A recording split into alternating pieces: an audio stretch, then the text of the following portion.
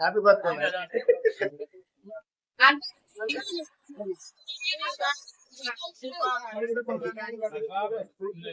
ఓం శాంతి శాంతి శాంతి. అగ్నిర్వసుర్భవ ఆదిత్యాయ తేజో భవ విష్ణుః శ్రీమాన్ భవ ఏకమాయుః శతమానం భవతి శతాయ పురుషేంద్రియ ఆయుష్యేంద్రియే ప్రతిష్టతే.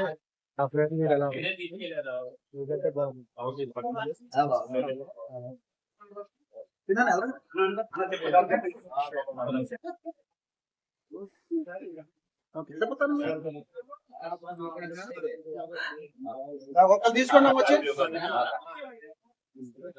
సైన్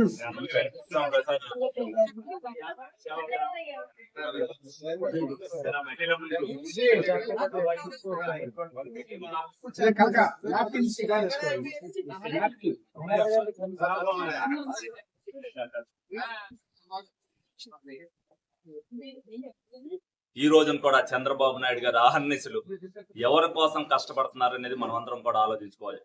ప్రజలందరూ బాగుండాలనే ఉద్దేశంతో, ఆంధ్ర రాష్ట్రం బాగుండాలనే ఉద్దేశంతో, భావితరాలు బాగుండాలనే ఉద్దేశంతో, మనందరికీ కూడా పిల్లలందరికీ కూడా ఉద్యోగాలు రావాలనే ఉద్దేశంతో ఆహర్నిశలు పవన్ కళ్యాణ్ గారి మద్దతుతో, లోకేష్ గారి సహకారంతో మరి ఆయన ఏ విధంగా పరిపాలన సాగిస్తున్నారని మనందరం కూడా చూస్తున్నాం.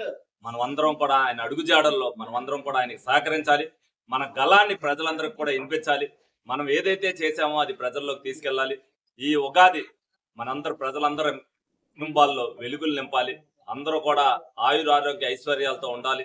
మనం కొత్త ఆలోచనతో మన ఆలోచనల్ని ప్రజలకి తెలియజేసి ప్రభుత్వం ఏం చేస్తుంది ప్రజల కోసం అనేది ఈ ఉగాది సందర్భంగా వాళ్ళందరిలోకి కూడా వాళ్ళ నుంచి కూడా మనం అందరం కూడా తీసుకెళ్లాల్సిన బాధ్యత ప్రతి ఒక్కరు కూడా తీసుకోవాలని సందర్భంగా మీ అందరినీ కూడా కోరుకోవడం జరుగుతుంది.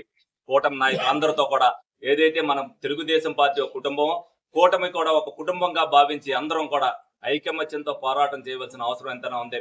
వాళ్ళు ఏదైతే అందరూ కూడా మరి సోషల్ మీడియా ద్వారా అపచారాలు చేస్తున్నారో వాటిని తిప్పికొడటానికి మీరందరూ కూడా ఇది వరకు ఉత్సాహాన్ని మళ్ళీ కొత్త ఆలోచనతో ఈ ఉగాది నుంచి నింపుకుని మీరందరూ కూడా ఉత్సాహంగా ఉండాలని మనస్ఫూర్తిగా కోరుకుంటూ మీరందరికీ కూడా మరొక్కసారి ఉగాది శుభాకాంక్షలు తెలియబోతుంది. ఈ యొక్క ఉగాది యొక్క ముఖ్య ఉద్దేశం యు అంటే ఉత్సాహం, జి అంటే గౌరవం, ఏ అంటే ఆనందం, డి అంటే ధనం, ఐ అంటే ఐశ్వర్యం. ఇవన్నీ కలిసిందే ఉగాది అక్షరమాల. దయవుంచి మన ఏలూరు అసెంబ్లీ నియోజకవర్గ శ్రేణులందరికీ, మహిళా సోదరులకి అందరికీ చెప్పేది ఒకటే, మనం ఇది ఒక తెలుగుదేశం పార్టీ అనేది ఒక సముద్రం లాంటిది. అందులో నుంచి తొట్టిడి నీళ్లు తీసినా, చెంబుడి నీళ్లు తీసినా గెలుతు అనేది కనపడదు. అలాంటిది 30 రాష్ట్రాల్లో ఒక ఏకైక జాతీయ అతి పెద్ద ప్రాంతీయ పార్టీ ఏదంటే ఒక తెలుగుదేశం పార్టీయే. మనం ఎందుకు చెప్తున్నానంటే ఇవన్నీ మనలో మనకి చిన్న చిన్న విభేదాలు వచ్చినా సరే, మనం ఇంట్లో మనకన్నా చిన్నోళ్ళు అవుతే మన బిడ్డల్ని తప్పు చేస్తే వాళ్ళని వెనకాల ఎలా చేసుకొస్తామో అలాగే ఉండాలి.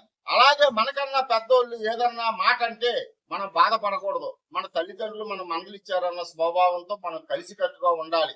ఈ పదవులు అనేవి ఉంటాయి, పోతాయి. రాజకీయం అనేది ఏమి శాశ్వతం కాదు. ఎంతో మంది నాయకులు ఉచ్చరించారు ఈ రాజకీయ అనుభవంలో. మనం ఇంతకు మాత్రమే. ఇవన్నీ దయవుంచి మనం అందరం కూడా ఈ యొక్క ఉగాదిని చెప్తున్నాను, మనం అందరం కలిసి కట్టుగా ఒక కుటుంబంగా ఒక అధినాయకుల మాటలో నడిచి మంచి ఆనందంతో మనం కుటుంబాలన్నీ వెదజల్లాలని చెప్పేసి నా భగవంతుని కోరుకుంటున్నాను.